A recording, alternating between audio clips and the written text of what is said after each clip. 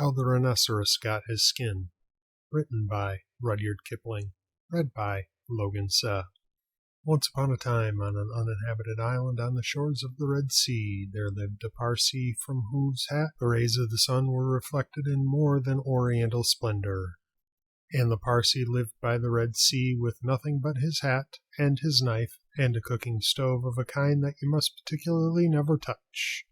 And one day he took flour and water and currants and plums and sugar and things and made himself one cake which was 2 feet across and 3 feet thick.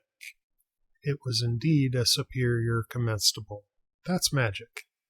And he put it on stove because he was allowed to cook on the stove. And he baked it till it was all done brown and smelt most sentimental. But just as he was going to eat it, there came down the beach from the altogether uninhabited interior one rhinoceros with a horn on his nose, 2 piggy eyes, and few manners. In those days the rhinoceros's skin fitted him quite tight.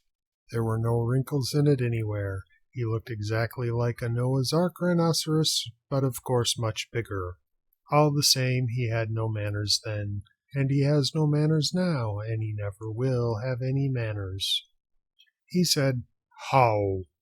And the Parsee left the cake and climbed to the top of a palm tree with nothing but his hat, from which the rays of the sun were always reflected in more than oriental splendor.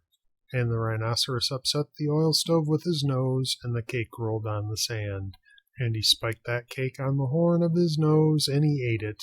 And he went away, waving his tail to the desolate and exclusively uninhabited interior which abuts on the islands of Mazandaran, Socotra, and promontories of the larger equinox. Then the Parsee came down from his palm tree and put the stove on its legs and recited the following sloka, which, as you have not heard it, I will now proceed to relate.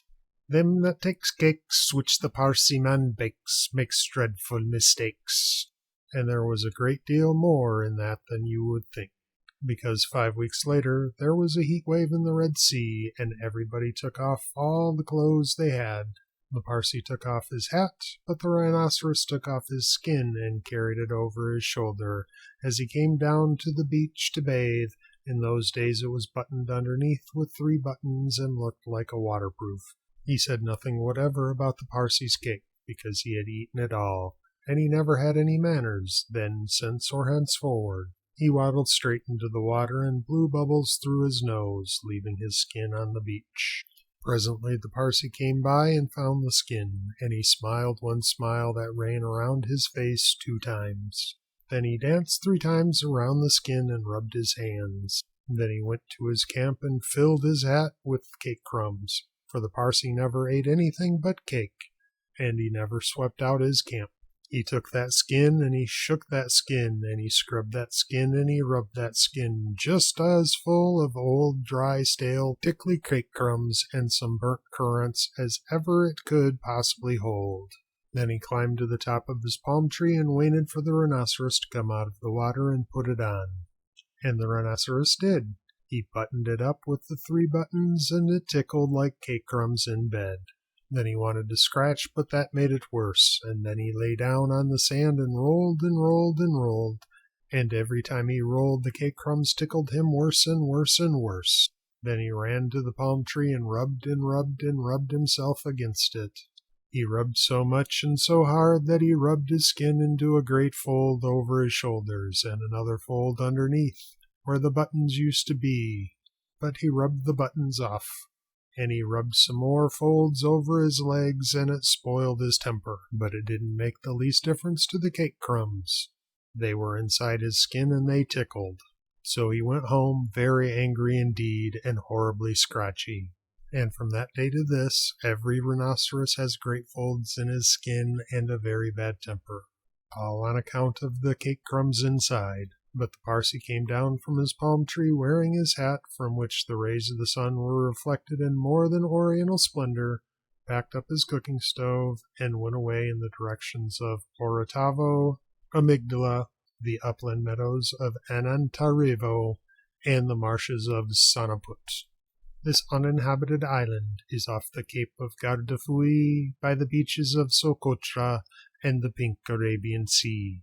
but it's hot, too hot from Suez for the likes of you and me, ever to go in a P&O and call on the cake Parsi. How the Rhinoceros Got His Skin, written by Rudyard Kipling, published in a collection of short stories by Rudyard Kipling in the book Just So Stories, read by Logan Seh, produced by Logan Seh. If you like this reading, please like and subscribe to be notified of future readings. If you would like to find more stories and books like this one to read for free, visit https://www.freekidsbooks.org for books of all reading levels and in multiple languages, both educational and fun.